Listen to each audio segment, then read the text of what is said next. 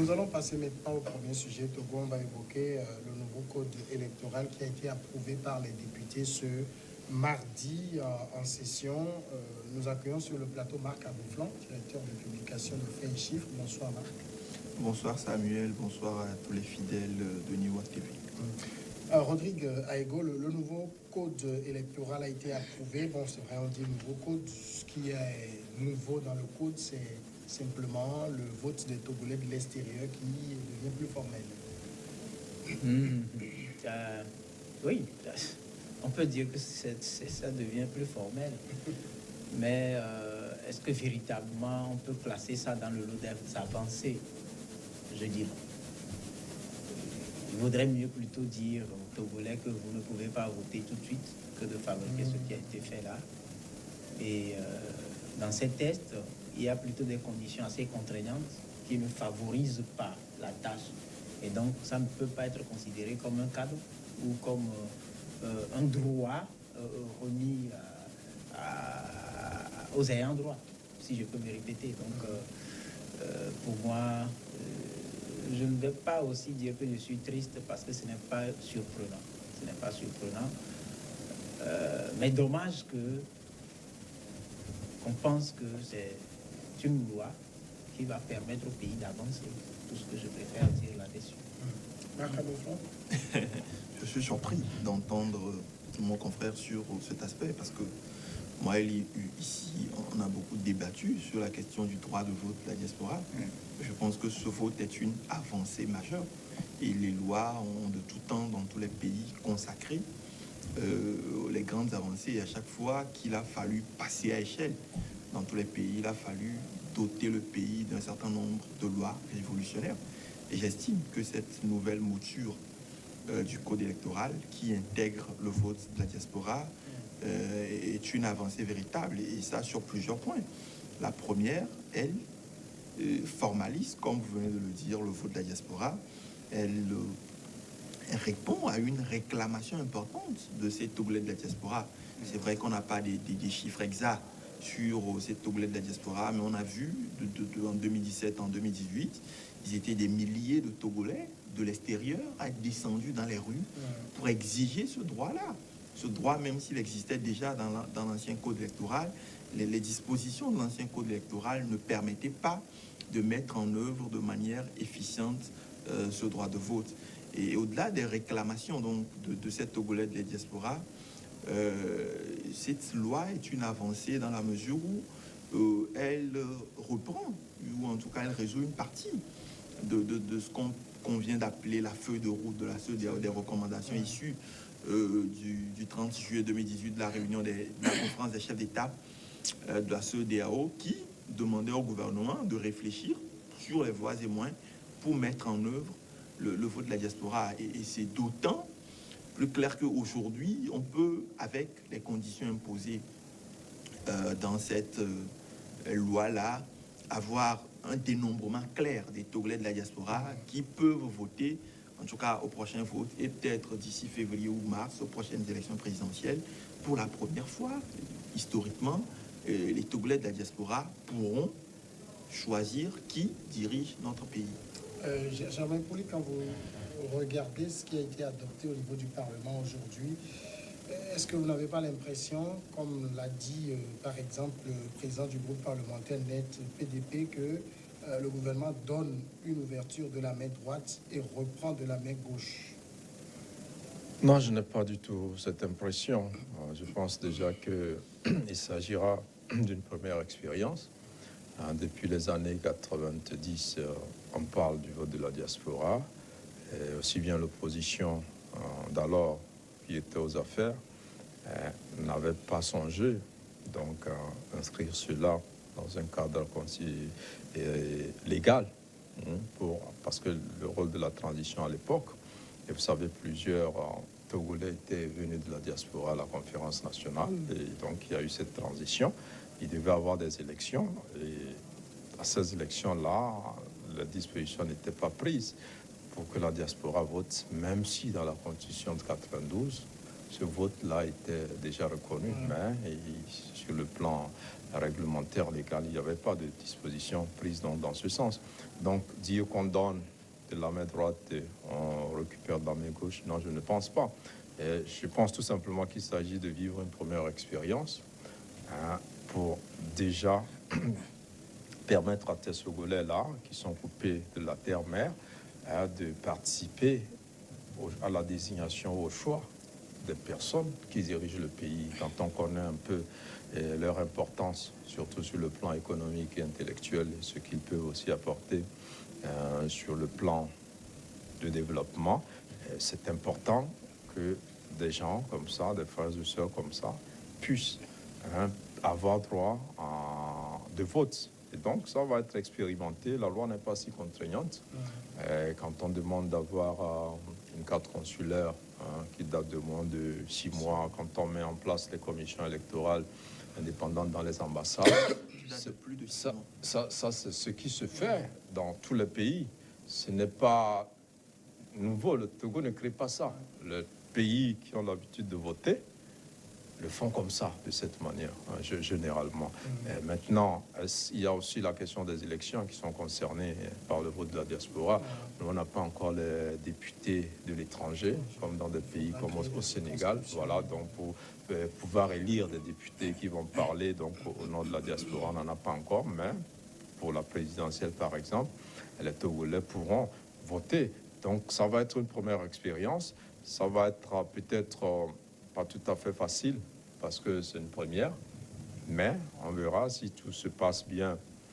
À la prochaine occasion, ça pourra être amélioré. Mais comme l'a dit Marc précédemment, il s'agissait d'abord d'un droit normal parce qu'ils sont togolais, ils ont le droit de participer au choix de leurs dirigeants. Ensuite, parce qu'ils l'ont réclamé, en tout cas certains parmi eux l'ont réclamé dans les rues.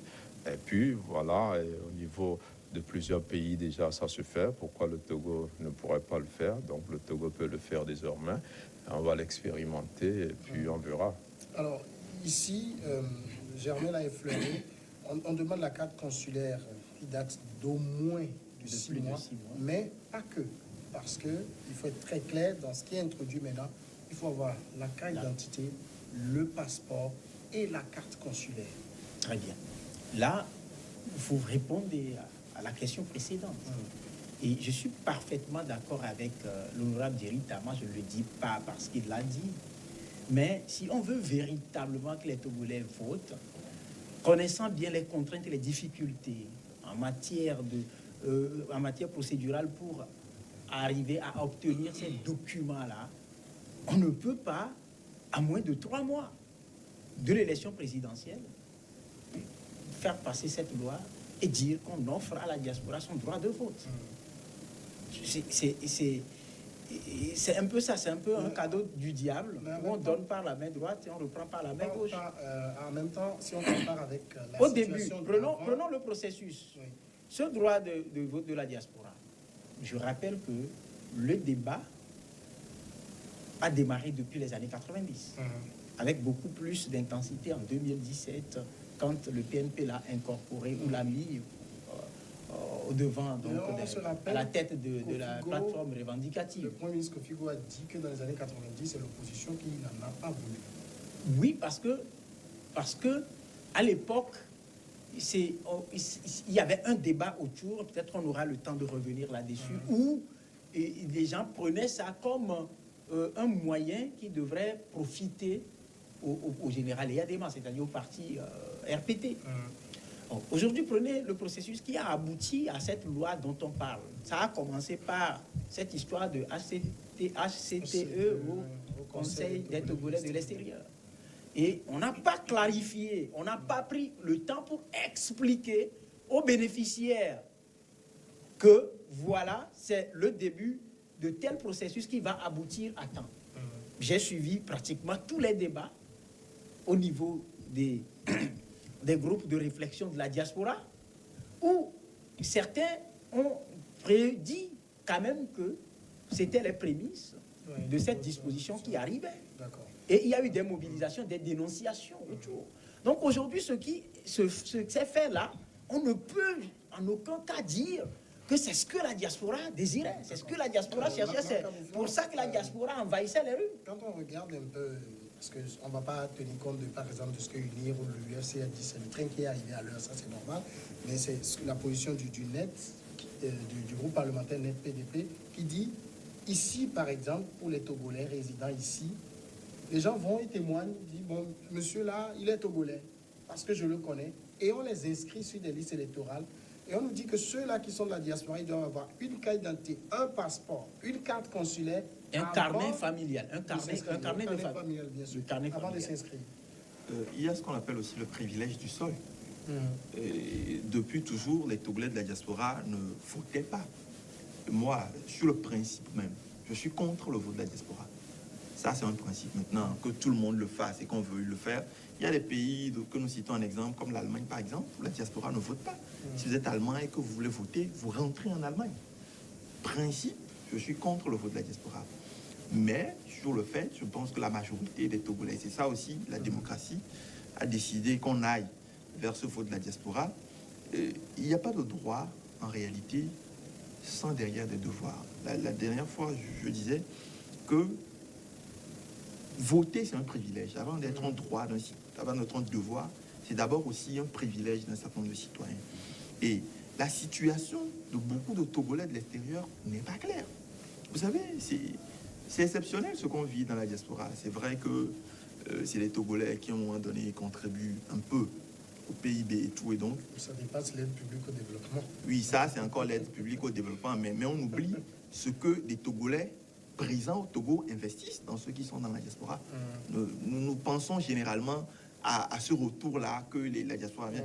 Mais tous ceux qui sont dans la diaspora, ce sont des Togolais qui investissent. C'est un parent qui s'est endetté, c'est un parent qui a éduqué, c'est des fois des gens qui mettent en hypothèque des maisons pour avoir ces personnes dans la diaspora. Donc, un investissement d'abord qui part du Togo. Moi, je ne suis pas pour le fait qu'on compare. Il y a une différence en fait. Ceux qui sont au Togo, voire qu'on dise, même si la personne n'a pas de document officiel et tout, elle paye les impôts au Togo. Celui qui est de la diaspora, il paye des impôts et donc il a des droits et devoirs liés à son domaine de résidence. Maintenant, on veut lui accorder le droit de vote, ça va avec un certain nombre de principes qu'on définit. Et quand vous faites le panorama un peu dans les pays d'Afrique, où les gens ont le droit de vote, c'est pratiquement les mêmes conditions. Il ne faut pas oublier que la nationalité togolaise même est une nationalité exclusive. Et beaucoup de Togolais de la diaspora sont des binationaux. Et donc, qui dit binationaux dit choisir entre l'une des deux nationalités. Et ceux qui ont fait le choix, en ayant d'abord la nationalité togolaise, ceux qui ont fait le choix de l'autre nationalité, perdent de facto la nationalité togolaise.